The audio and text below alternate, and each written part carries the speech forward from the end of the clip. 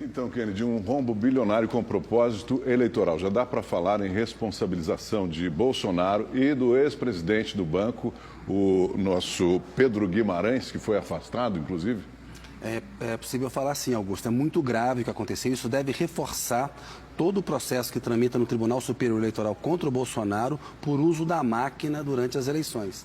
É grave esse rombo da Caixa, primeiro porque ele mostra um uso político de um banco público, um uso completamente sem limites, né? Não há paralelo na história recente do Brasil. O que o Bolsonaro fez para tentar se reeleger é um crime e precisa ser punido sob pena de se abrir um precedente para futuros presidentes usarem a máquina pública da maneira como ele usou. A gente não pode permitir. Então, nesse sentido, complica a situação dele do ponto de vista eleitoral, pode ter também complicação do ponto de vista penal.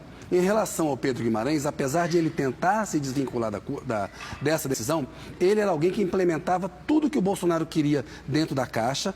A diretoria foi escolhida por ele era um homem do Bolsonaro e mesmo após o afastamento por assédio moral e assédio sexual, ele continuou influenciando o Bolsonaro e os rumos da instituição. Portanto, é muito grave e desmonta o mito de uma gestão técnica, tanto do Pedro Guimarães quanto do Paulo Guedes, que era o ministro da Economia na época, que se dizia liberal. Não teve nada de liberalismo nessa gestão da Caixa, muito menos na do Paulo Guedes. Pelo contrário, eles foram coniventes com uma tentativa de fraudar a eleição. O uso da Caixa, a leitura é a seguinte: o Bolsonaro tentou fraudar a eleição, inclusive enganando os mais pobres, que precisavam do empréstimo e depois tiveram esse empréstimo cortado.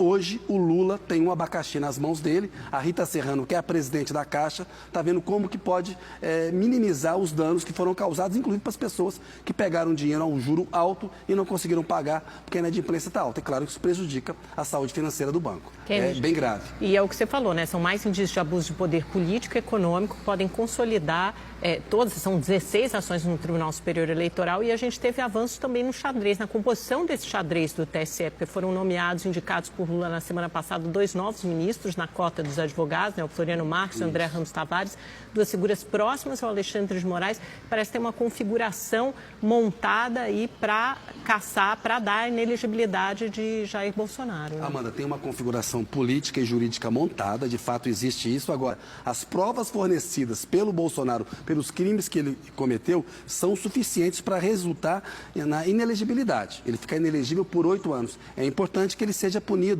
justamente para que a gente não abra um precedente. Um presidente da República não pode utilizar a máquina pública como o Bolsonaro utilizou no ano passado.